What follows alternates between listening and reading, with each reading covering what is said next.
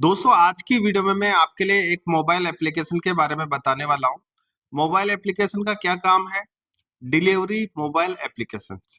आज के टाइम पे हर बिजनेसमैन की सबसे बड़ी प्रॉब्लम क्या है? जब भी आप बिल बनाते हो, कस्टमर के लिए आपने माल भेजा, लेकिन आपके पास साइन वाली कॉपी नहीं है, तो पार्टी आपका पैसा नहीं देगी। या फिर मेरे पास माल नहीं आया, आया तो किसने डिलीवर्ड किया, कब डिलीवर्ड किया, इस तरह की प्रॉब्लम्स मार्केट में आती है। ये प्रॉब्लम देखते हुए हमने एक नई मोबाइल एप्लीकेशंस बनाई है। वो बीजी के साथ इंटीग्रेट है। उस मोबाइल एप्लीकेशन का यूज करके आप अपनी डिलीवरी कैसे मेंटेन कर सकते हैं, उसके बारे में आज की वीडियो में आपके लिए बताने वाला हूँ।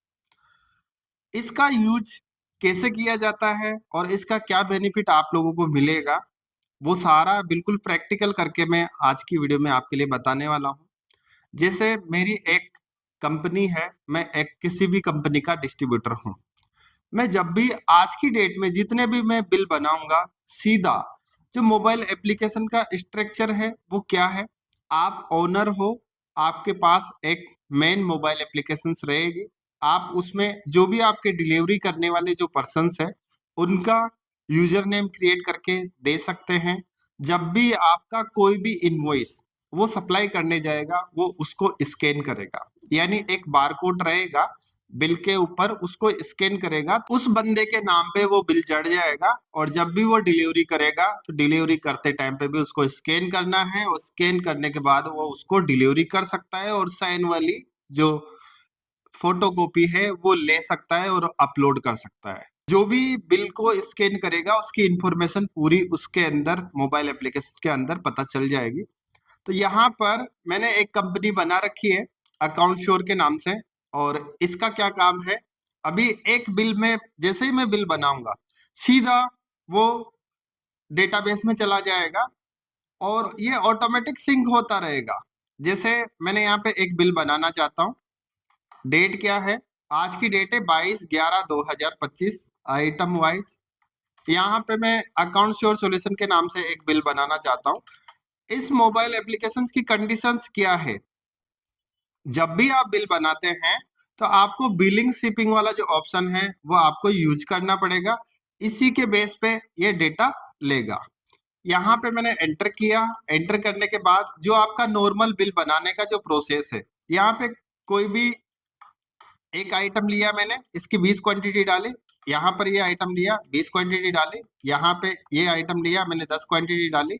और यहाँ पे दूसरा आइटम लिया और यहाँ पे भी मैंने 20 क्वांटिटी डाल दी।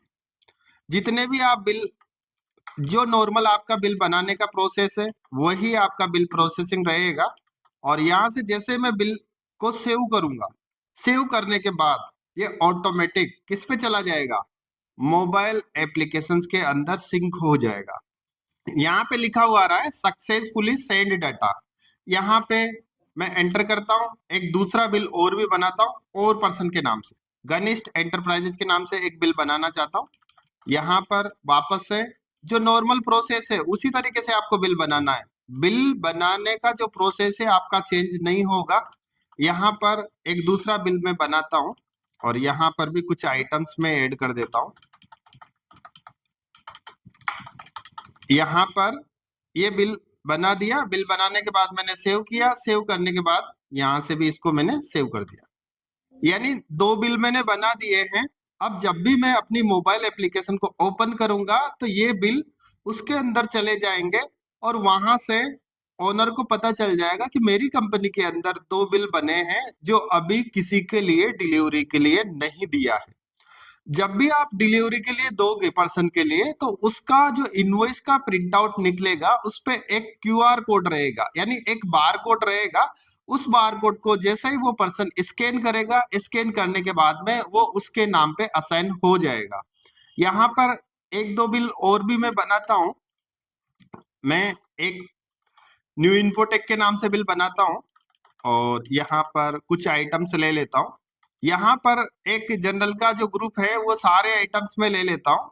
यहाँ पे मैंने एंटर किया। एंटर करने के बाद मैं दो तीन आइटम यहाँ से हटा देता हूँ। यहाँ से मैंने सेव किया। सेव करने के बाद ये भी मेरा कहाँ चला गया? ये भी मेरा डेटा अपलोड हो गया। बिलिंग प्रोसेस आपकी स्लो नहीं होगी। यहां से आपने इतना ही आपको काम करना है।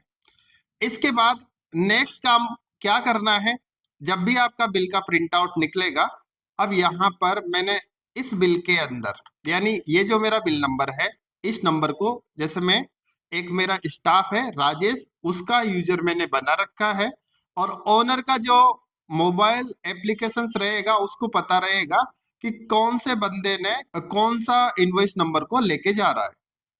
तो यहाँ पर एक इनवॉइस नंबर कितना है, 3 इनवॉइस नंबर है, न्यू इन्फोटेक के नाम से है। दूसरा जो इनवॉइस है वो किस नाम से है, यहाँ पर एक बार पूरे इनवॉइस में आपके लिए बता देता हूँ।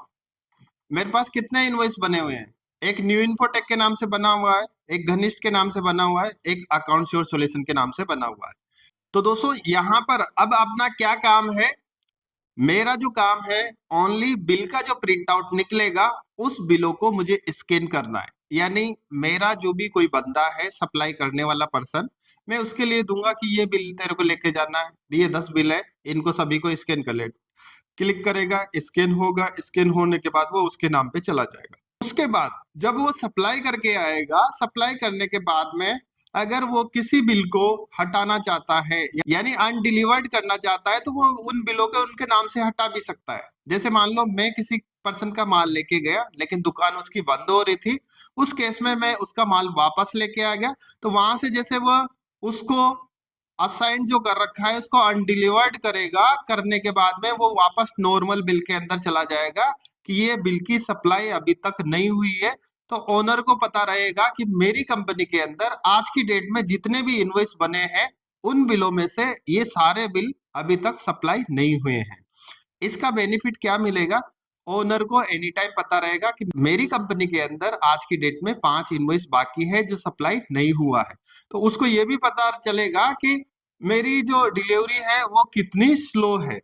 तो दोस्तों यहाँ पर मैंने इस बिल को जो एक्सपोर्ट किया है, यहाँ एक्सपोर्ट करने के बाद में ये इस तरीके से ये बारकोड है।